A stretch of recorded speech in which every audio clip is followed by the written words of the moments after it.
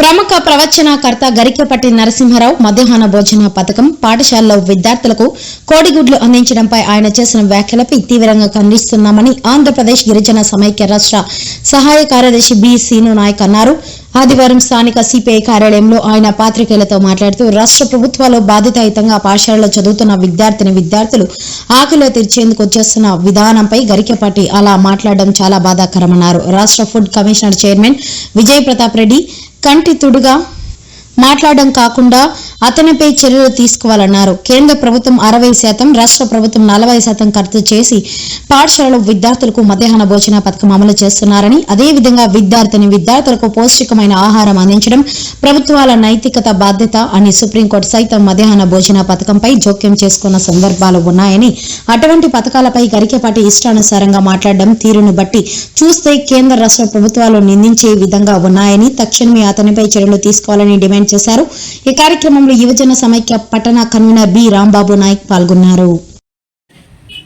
ప్రముఖ ప్రవచనకర్త అయినటువంటి గరికపూడి నరసింహారావు గారు రాష్ట్ర ప్రభుత్వం అమలు చేస్తున్నటువంటి మధ్యాహ్న భోజన పథకంలో కోడిగుడ్లకు సంబంధించినటువంటి చేసిన వ్యాఖ్యలు చాలా బాధాకరం. సమాజంలో ఒక హోదాలో ఉన్నటువంటి వ్యక్తి, సమాజం పట్ల బాధ్యత కలిగినటువంటి వ్యక్తి గరికపాటి నరసింహారావు ఆ విధంగా మాట్లాడడం పట్ల ఏపీ గిరిజన సమైక్య నుంచి, అలాగే ఏఐవైఎఫ్ నుంచి తీవ్రంగా ఖండిస్తూ ఉన్నాం. ఎందువల్లంటే కేంద్ర ప్రభుత్వం 60%, రాష్ట్ర ప్రభుత్వం 40% నిధులతోటి మధ్యాహ్న భోజన పథకం సంబంధించిన విద్యార్థులకు పౌష్టికాహార విద్యార్థులకు అందించడము నేరమా? అటువంటి వాటిని ప్రోత్సహించాల్సిన పోయి ఆ విధంగా మాట్లాడడం చాలా దుర్మార్గం. కాబట్టి గరికపాటి నరసింహారావు చేసిన వ్యాఖ్యలను